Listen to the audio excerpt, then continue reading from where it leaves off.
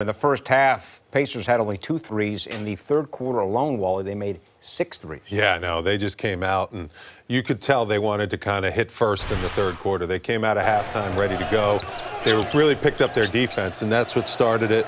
There's the screen and roll. Miles Turner, when he's knocking down that shot, it's tough on DeAndre Jordan because it pulls him so far away from the basket. That was off a turnover. Bogdanovich wide open. And Fizdale called a timeout right after that Bogdanovich three. This came after the timeout, but he called his timeout a minute into the half, Wally, to get the defense set again as they came out of the half, and they were not focused. 6 for 9 from the three-point line. That's pretty good. They were just raining all those threes. They really struggled in the first half, but this is a potent team that has good parts that can really space the floor. And without Victor Oladipo, obviously Bogdanovich was huge. The way he stepped up, he had 24 big points. But Miles Turner has turned into a really good pro. Yeah. I mean, defensively, he blocks shots.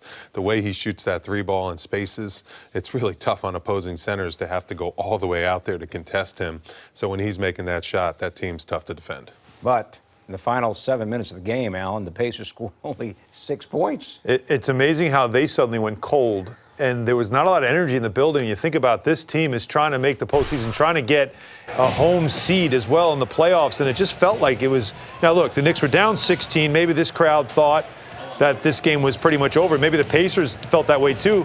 But as we've seen all season, the Knicks just keep playing. And David Fizdale coached this all the way down to the end. There's one of Knox's threes in this game as he was 4 for 5 from downtown. And Damian Dotson kept the stroke going, 4 of 8 from downtown in this game for his 18 points.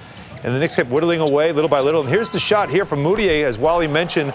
Got it to a 1-possession game, and that shot right there made it a 3-point game. And then Dennis Smith Jr. almost gets the steal off that inbound. Oh, yeah. And if you imagine if he gets that and what could happen there, but wasn't able to get that. They make the free throws, and I couldn't believe that Collison makes the dagger shot, the step back in the matchup against Vonleh. And it was like the crowd reacted like it was the second quarter. Tuesday night in Indiana. Bingo night in Indiana? Like, how are you? Like, the building should have exploded. Like, okay, nailed this one down. That's another win on your way to trying to clinch a playoff spot. Like, that's not Indiana I remember from in the past when that building would be loud and raucous. It was amazing. Well, maybe they thought they had it all away. I think so. I think some of the fans. Slight applause on the dagger. Oh, okay, the game's over. We're at Wimbledon over there. I mean, yeah, right. It must be. Quiet, please. Quiet, please. So Moutier had 21, Dotson 18, DeAndre Jordan a double-double, and Kevin Knox had 13 the other night, and Wally tonight he had 16. Back-to-back excellent games for Kevin Knox, despite some very significant foul trouble. That's a good sign. It really is. And he needs to get his shooting right. He needs to get his game right. Because he's really been struggling for a long, long time. But to put 2 good games back-to-back together, I think is a really good sign for him. It all starts with that jump shot. When he sees that going through the basket, that just really helps his overall game. He likes getting his numbers. Good look by DeAndre Jordan. DeAndre Jordan had 5 assists in the first half, so he was playing a lot of inside-out basketball. That's a tough three.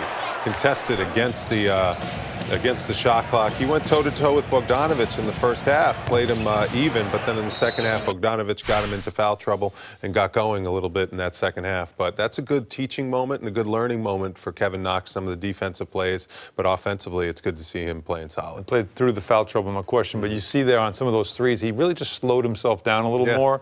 I think he's been rushing a lot with his releases, wanting to get the shot off quicker. But I don't want to embarrass you, but I'd love to see you spend time with him in the offseason. I'm with it. Because he's got the same kind of body size, and if he could develop a post game like you had as well, mid-post, just to go along with some of the perimeter stuff he's doing, no question. I think he can get a lot out of that. You know, so it's your type of game is something I think that he should watch and think he could emulate. Yeah, he's a pretty good shooter. A player like him is a great slasher. So if he can figure out ways to steal points in different areas than always having to rely on the three, because the three can come and go.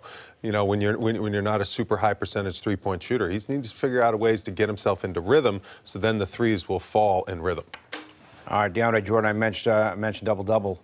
Didn't play very well against Minnesota, but tonight 12 and 16. You mentioned the 5 assists all in the first half. He was very active tonight. You could tell after his 1 for 8 performance against Minnesota, that's very rare because he leads the NBA all-time in field goal percentage, that he wanted to get back at it, and he did. He was 5 for 6 tonight.